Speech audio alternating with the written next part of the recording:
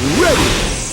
GMA Weather, serbisyong totoo ng GMA News. Mga kapuso, malakas ang namamayaning hanging amihan at halos buong Luzon ang apektado nito ayon sa Pag-asa.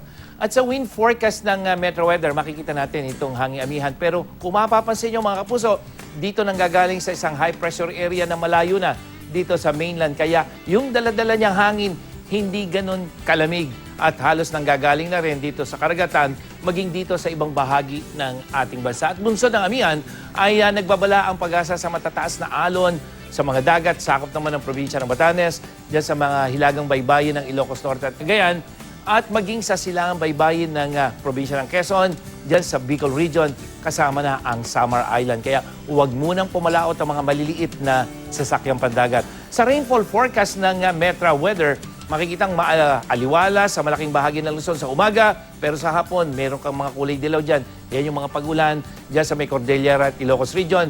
Pero dito sa may Mimaropa, lalo na sa Palawan, maghapon na may tsansa ng ulan at sa hapon meron ding pag-ulan sa Bicol Region. Dito sa Visayas at Mindanao, may ulan maghapon sa malaking bahagi ng Visayas, lalo na sa eastern section. At sa hapon naman sa Mindanao na kuminsan ay malalakas ang aasahan dyan sa may ARMM, Zamboanga at sa may Soxargen Region.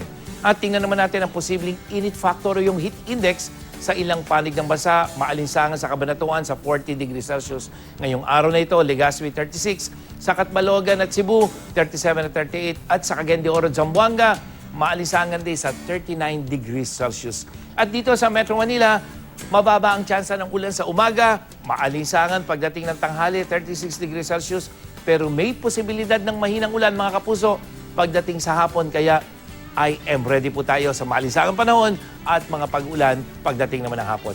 Yan ang latest mula sa GMA Weather. Ako po si Nathaniel Cruz, magplano para sigurado. I am ready. Serbisyong totoo ng GMA News.